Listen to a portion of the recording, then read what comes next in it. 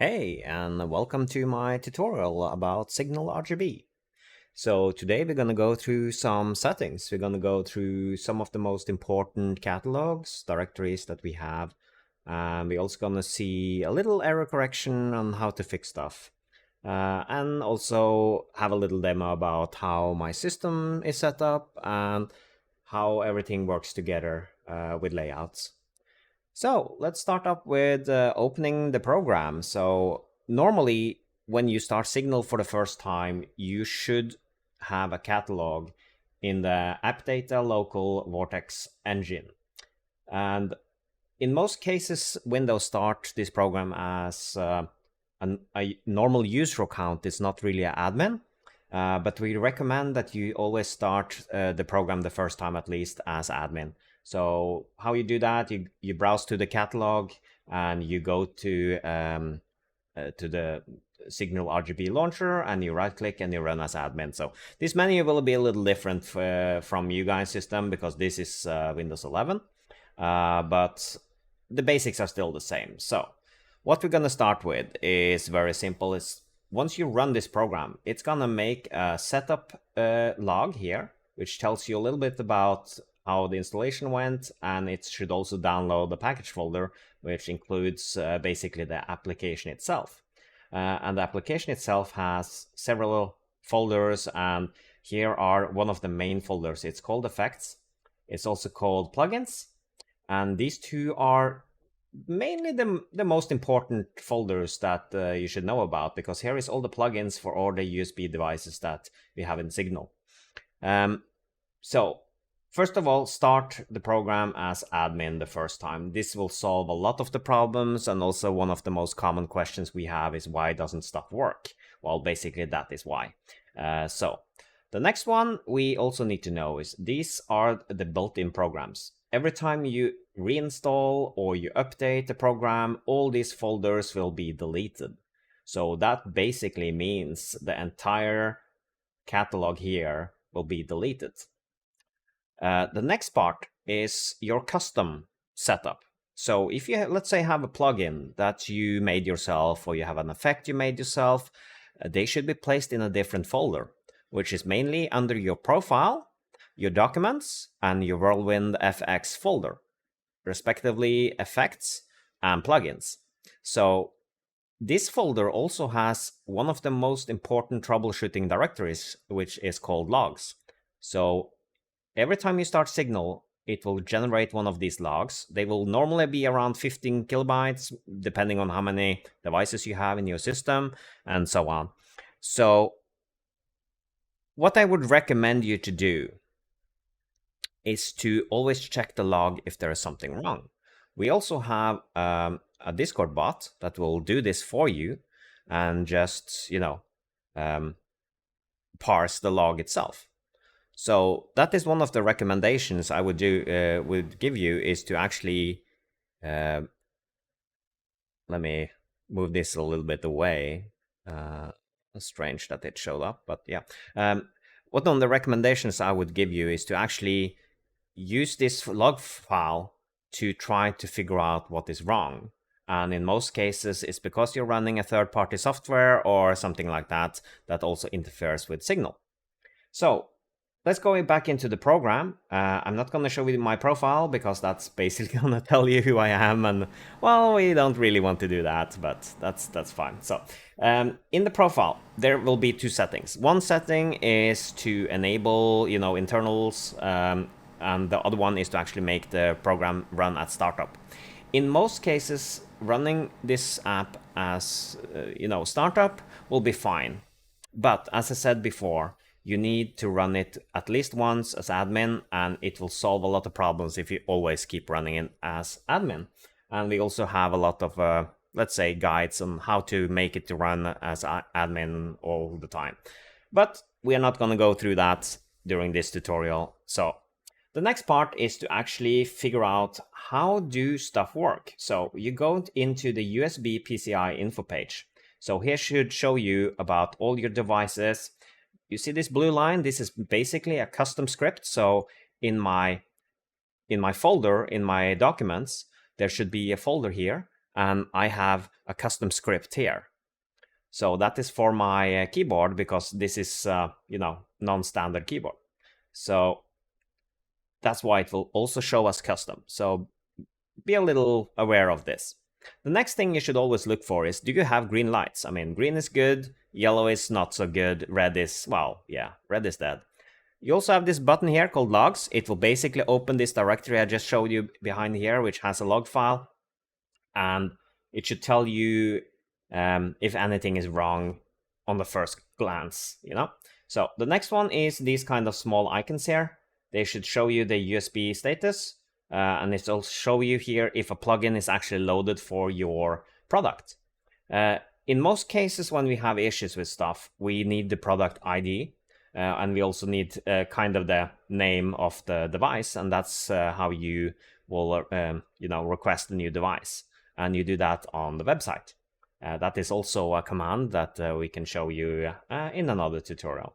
So let's say I have this system now. I have configured it. I have every device that I want here, and I want to customize on how the effects work with my devices.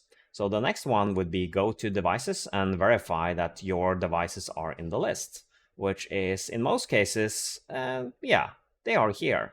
But if you have controllers, they will not show up as fans in this system like I have. And that is because you have to configure your controllers with your fans.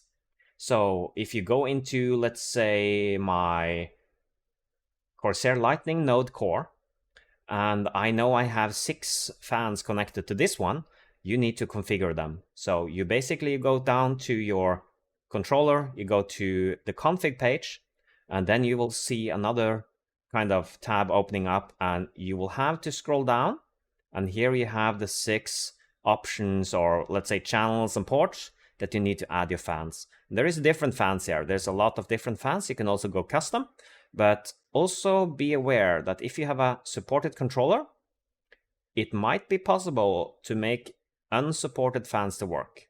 It's not 100%, but let's say it could work. It's not really needed to have these kind of fans specifically for the brand you're using. So try out a little different ones just to see if they actually work with your system, and of course buy systems that are, supported by Signal. You can change here. You need to verify that it says canvas. Canvas means the effects that we are going to go through later, and it's also forced if you want to just test the color of one of your devices.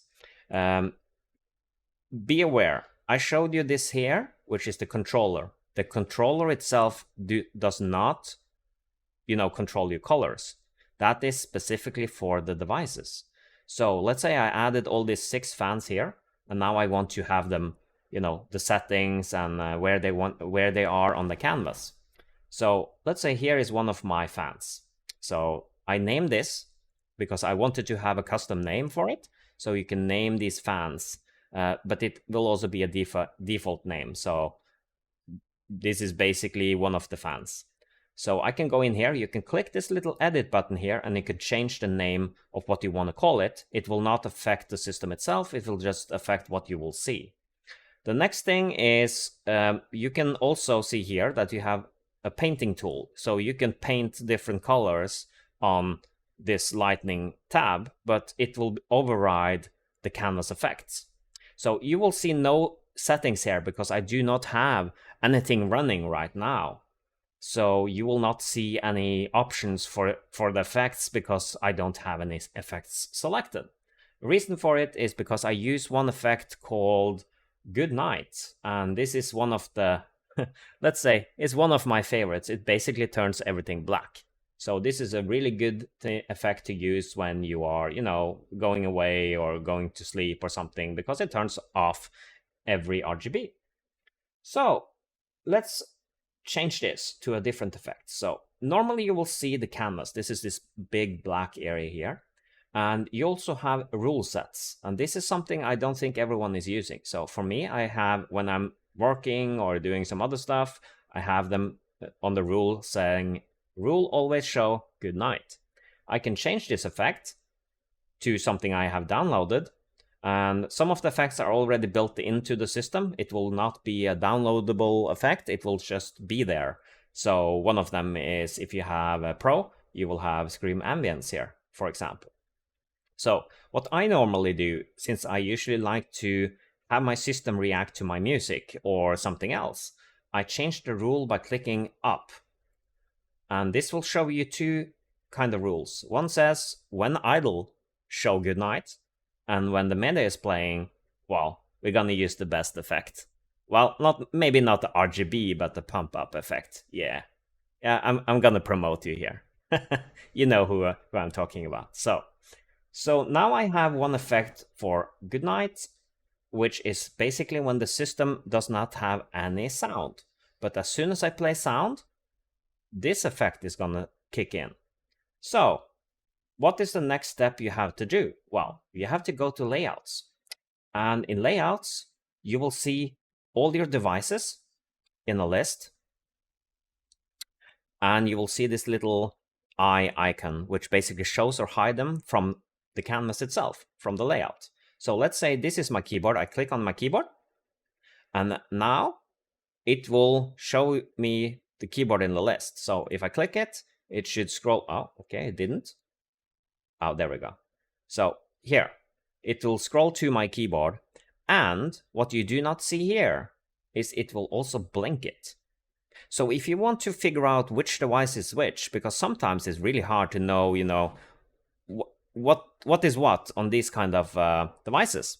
So let me turn on something that makes it a little bit easier for you to see. So here is my rig down in the right corner. And I will click on one of my Corsair Lightning strips. And you see in the top there, it blinks. I can click on the next one. That's the bottom one. Okay, this is the right one. And this is the left of the right one. So if I click on my fans, that's the front one, front bottom, middle bottom. And this is the top. Then they go to the top, second top, and the back one. So this is very easy if you go in the black mode, or the goodnight mode, or something else that doesn't have a color yet. And then you can just click on your devices just to see which is which. So this is actually a very good feature. So one of, if you can see the little strip in front here, that's my lightning tower. So I can blink it, and then I know that's the device I'm actually configuring. The next problem will be, once you start layering stuff on top of each other, it's kind of hard to know what to move. And I'm sure they're gonna figure it out later on, but what you can do, you can hold down Alt on your keyboard, and then click on one of the eyes, and then everything is hidden, and then you can enable the ones you actually want to show. So that's a little trick that you should know about. The next one is to make your presets. So I have different presets based on effects, and I think that is one of the better ways to put your layout. So I have one audio layout for one of my effects. I have a second audio effect layout for this pump up beats, and I have a device layout, which is the one I use when I want to kind of mirror how my systems are built up. So let's save this device layout, and then we'll change to the device layout, which I use for some of my effects. I'm gonna show you how this works. So this is the front. I know that this is the front top. So I click it, I see it blinks. I know that this is the second top, so I click this one, and this is the back one. So this is basically how you configure a system. This is my graphic card, and this is one of my towers. So I know exactly where stuff is placed, and this is my RAM. So these are kind of hard to click because they are so small, but you can see them blinking there. So this is how this system works. And my recommendation is once you're trying to make, let's say, the RAM in the same position, you just memorize these numbers or copy them and paste them into the second, RAM. So I see here there's a little offset. You see 251. Well, this is 255. This is 259. But this is just the placement on the x-axis. So the y-axis should be 47 on all of them. So this is how you kind of put them together and make it look how it's supposed to do. So let's go to the other layout that I had, this one. So let's say I want to play music now. So this is gonna probably be a little loud, but I'm just gonna show you what happens in the layout, and you will see in the little picture down in the right side on how it actually works in my system.